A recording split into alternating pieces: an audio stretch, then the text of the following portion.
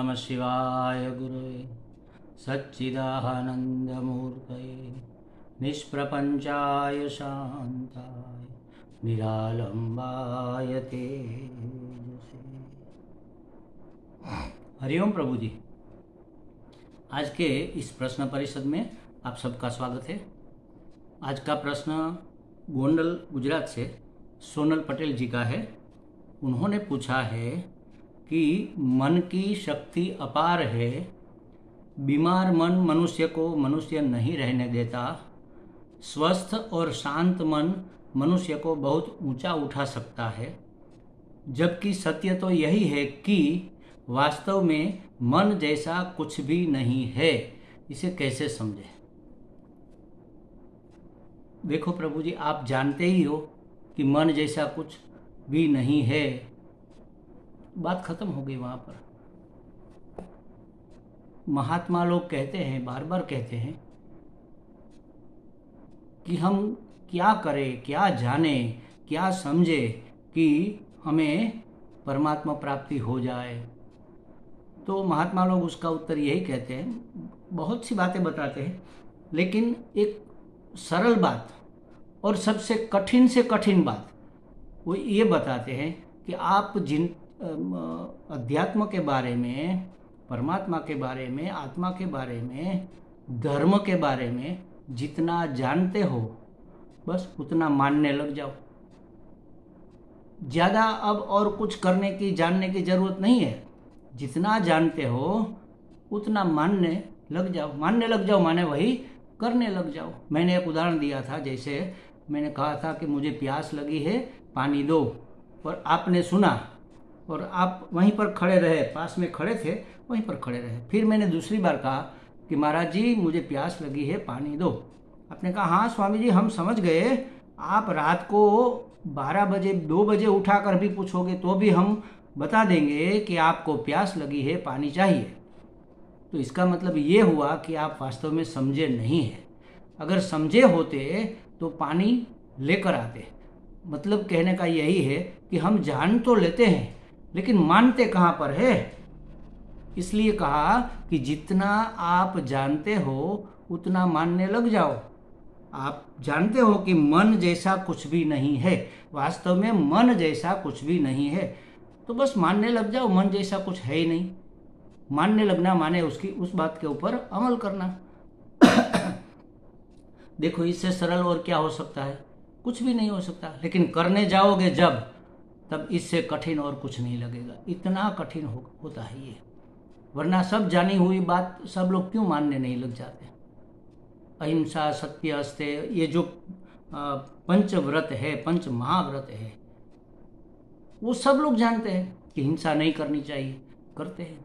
सत्य बोलना चाहिए, नहीं बोलते। अपरिग्रह करना चाहिए, नहीं करते, परिग्रह करते हैं।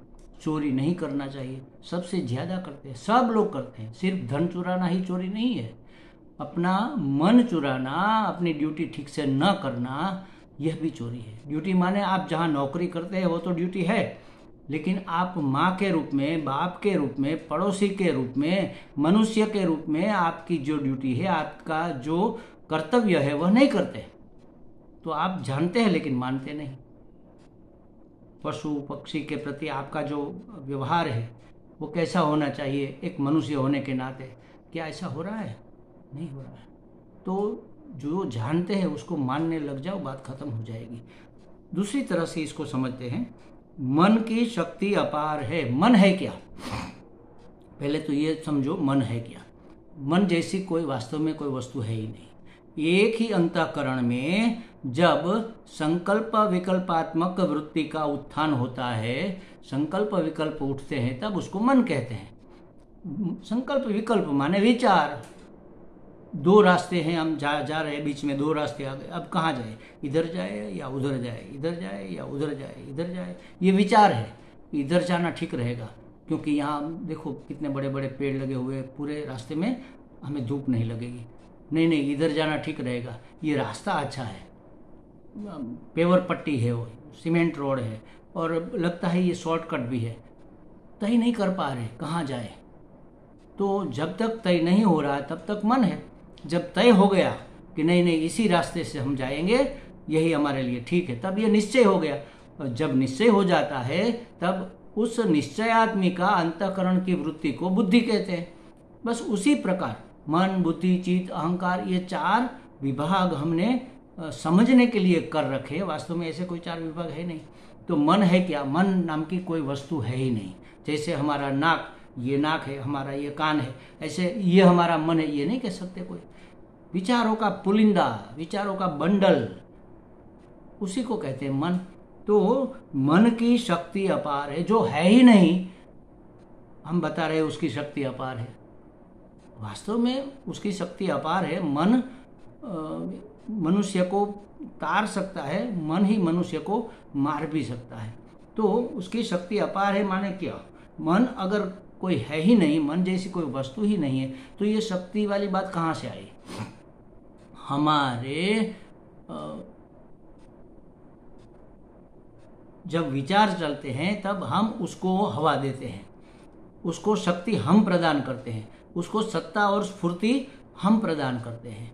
तो ये सत्ता और स्फूर्ति प्रदान करने से मन बहुत बड़ा बलवान बन जाता है, शक्तिमान बन जाता है। जिस विचार को हम हवा देते हैं, मतलब कि उसमें रत हो जाते हैं, रमण करने, उसी विचार में रमण करने लगते हैं, तो वह विचार एकदम दृढ़ हो जाता है, मजबूत हो जाता है।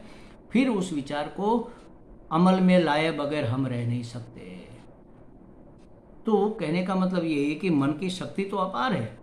अब उसको शक्तिहीन बनाए बगैर मन के ऊपर विजय प्राप्त हो नहीं सकती। उसको शक्तिहीन कैसे बनाएंगे? तो उसको सत्ता स्फूर्ति देना बंद कर दे, उसको हवा देना बंद कर दे, उसको पोषण देना बंद कर दे। हमारे गुरुजी कहते हैं उसको चाय पानी पिलाना बंद कर दो। हमारे घर कोई आदमी आता है, बार बार आता है, लगभग करीब करीब डेली आता है, और हम जानते हैं कि वह आदमी दुष्ट है, फिर भी हम वो जब भी आता है उसका स्वागत करते हैं। आओ भाई साहब, आओ, बैठो बैठो बैठो, चाय पियोगे? हाँ थोड़ी, हाँ चलो ये बना देती हूँ। चाय बनाकर पिलाई, पानी पिलाया, चाय पिलाई, कभी कभी नाश्ता भी करा दिया। तो वो दुष्ट आदमी तो आता ही रहेगा ना। अगर उसको उसका स्वागत न किया जाए, उसको चाय पानी ही न पिलाया जाए, तो फिर वो उसको उसका कोई सम्मान न किया जाए, तो फिर वो बार बार नहीं आएगा। एक दिन ऐसा होगा कि वो आना बंद कर देगा। हमारे अंदर जो मन में विचार आते हैं, भले विचार आते हैं वो तो ठीक है, लेकिन बहुत बुरे विचार भी आते हैं, और उसी को हम चाय पानी पिलाते हैं, उसी को हम बार बार घूंटते रहते हैं मन मन में, अंदर ही अंदर। तो तब वह बड़ा शक्तिमान बन जाता है। बीमार मन, उसी को कहते हैं बीमार मन। दुष्ट मन, बुरा मन माने बीमार मन। तो बीमार मन मनुष्य को मनुष्य नहीं रहने देता, मनुष्य को मनुष्य नहीं रहने देता। माने क्या? बीमार मन माने आसुरी मन। और आसुरी संपदा हम अर्जित करें तो हम भी बुरे बन जाएंगे। हिंसा करेंगे, चोरी करेंगे, परिग्रह करेंगे, असत्य भाषण करेंगे, असत्य व्यवहार करेंगे, किसी के साथ दुष्टता करेंगे, तो हम असुर ही तो कहलाएंगे। वास्तव में हम असुर नहीं है, हमारा मन असुर है। हमारे मन में जो विचार बुरे आते हैं उसके ऊपर हम अमल करने लग जाते हैं। तो ये आसुरी संपदा मनुष्य को मनुष्य नहीं रहने देती, वो असुर बना देती है। तो मनुष्य को मनुष्य रहने के लिए मानवीय गुण हमारे अंदर विकसित होने चाहिए, उसी को हम रहने दें। बाकी के कोई आगता स्वागता हम उसकी न करें।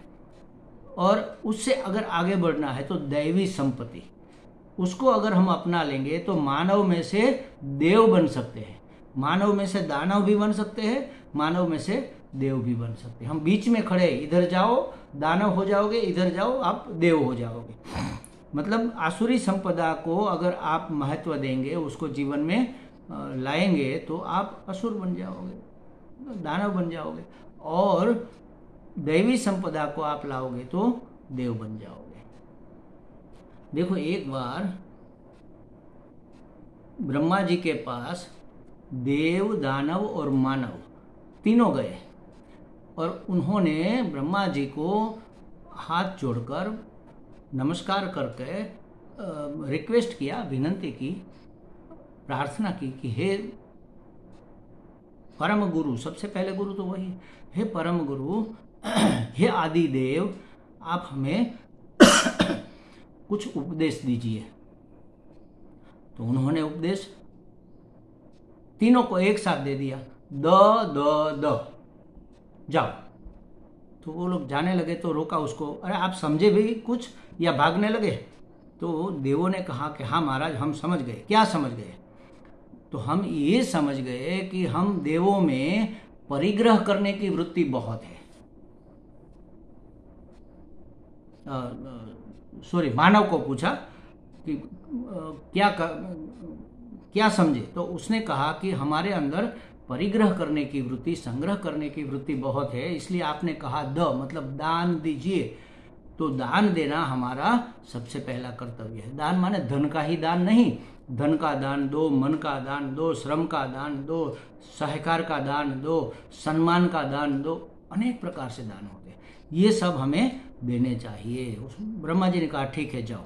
फिर आ गए दानव। तो दानव को पूछा कि आप कुछ समझे क्या? हाँ हम समझे। क्या समझे? हमारे अंदर क्रूरता बहुत है। तो आपने कहा द मतलब दया करो, दया करो। तो हमें दया करनी चाहिए। अगर हमें आगे बढ़ना है, विकास करना है, तो दया हमारे अंदर होनी चाहिए। ठीक है समझ गए, जाओ। फिर देवताओं को पूछा कि आप कुछ समझे क्या? तो उसने कहा हम भी समझ गए। क्या समझे?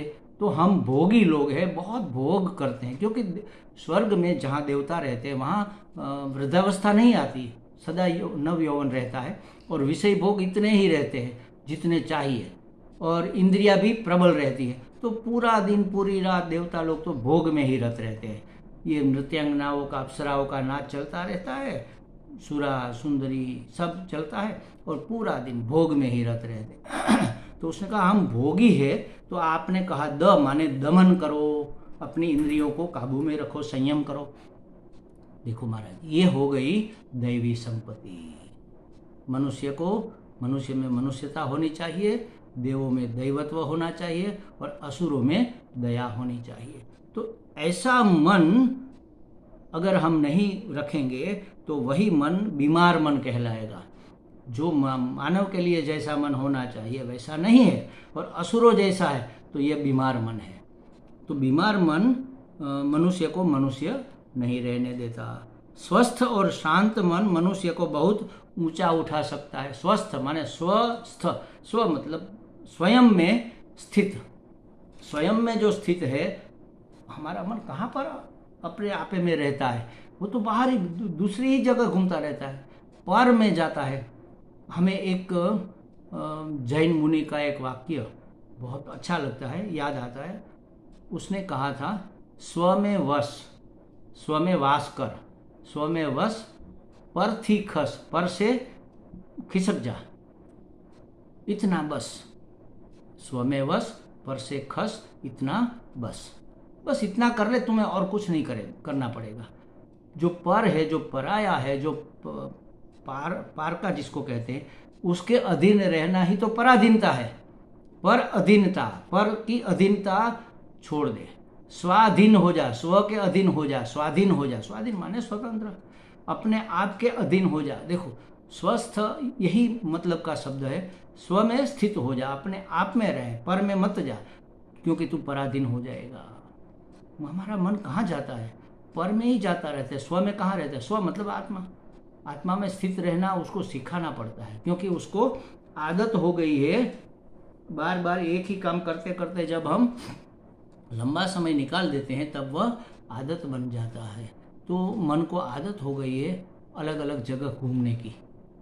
अब उसको कैसे कंट्रोल में करें, ये सब का बहुत बड़ा प्रश्न है। हर बार लोग हमें पूछते भी है कि मन स्थिर नहीं रहता, मन स्वस्थ नहीं रहता, मन शांत नहीं रहता, मन को कैसे शांत करे, कैसे स्वस्थ करे, कैसे स्थिर करे।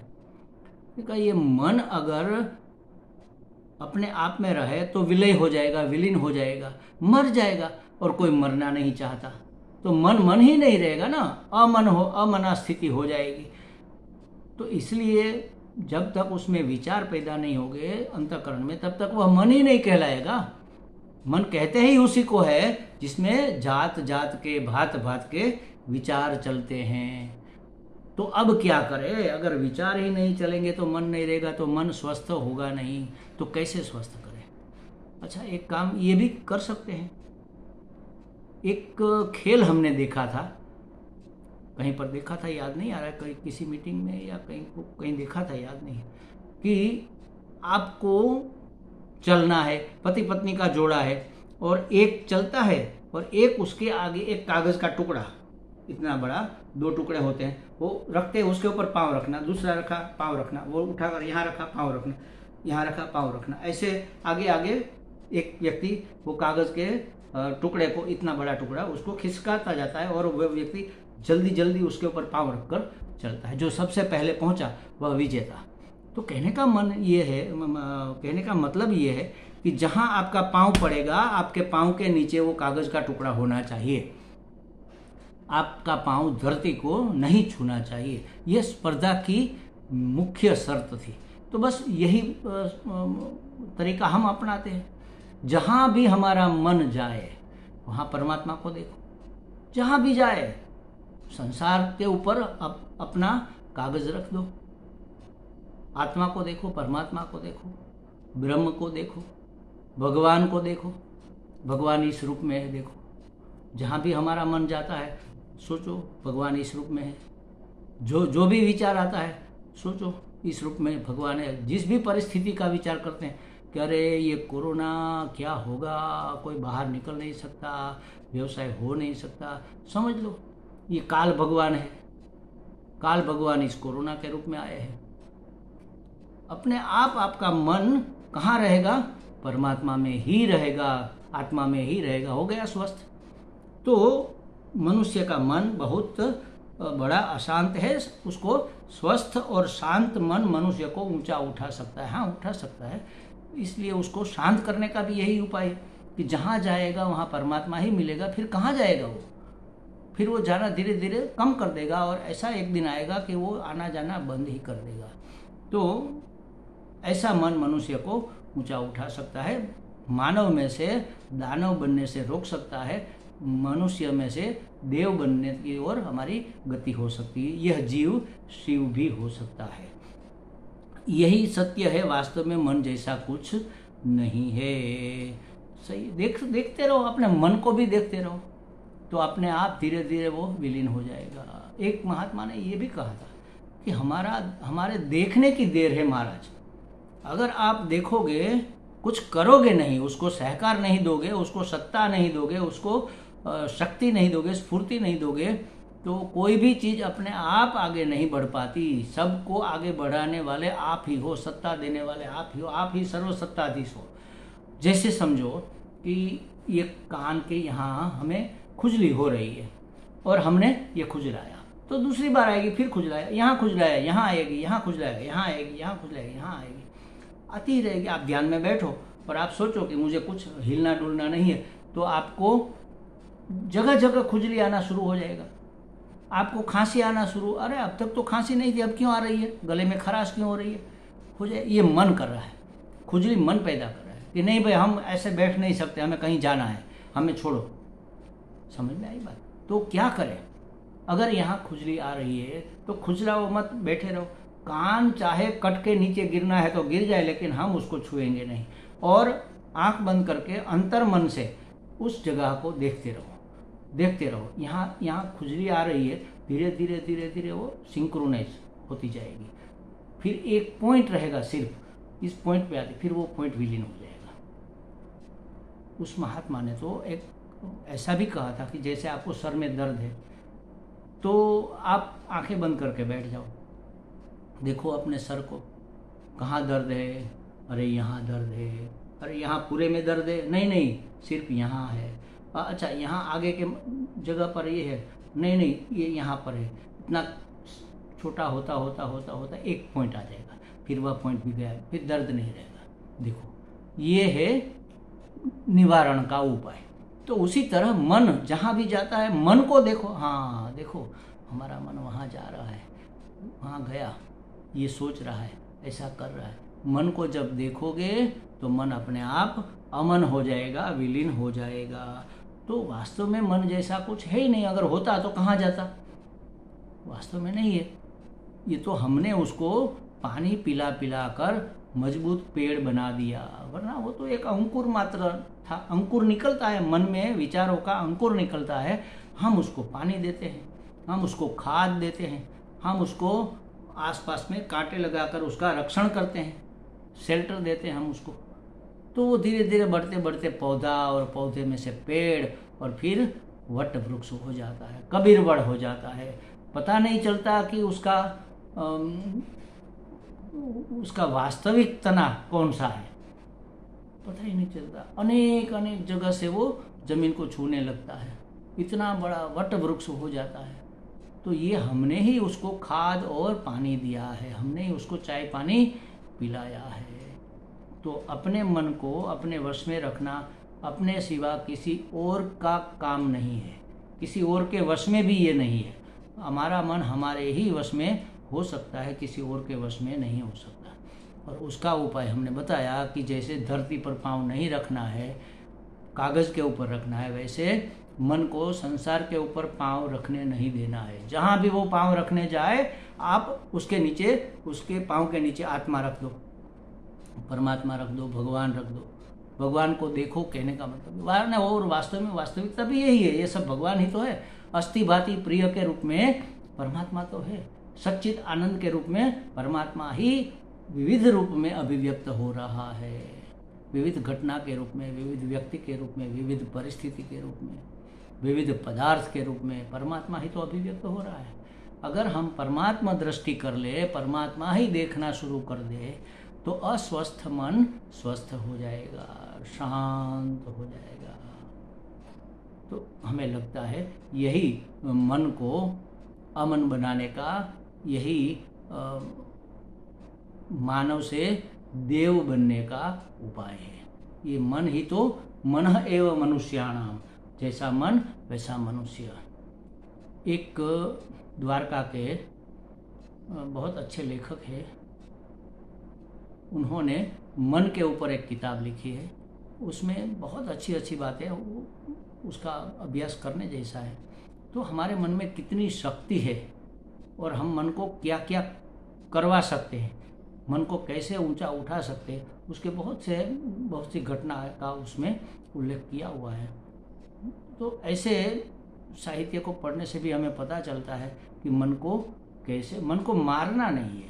मारने का मतलब, अगर हम बिल्कुल अमन हो गए, मन मर गया, तब तो हम जड़ हो जाएंगे, पत्थर हो जाएंगे, कोई सेंसेशन, कोई लागणी हमारे अंदर होगी ही नहीं, रहेगी नहीं।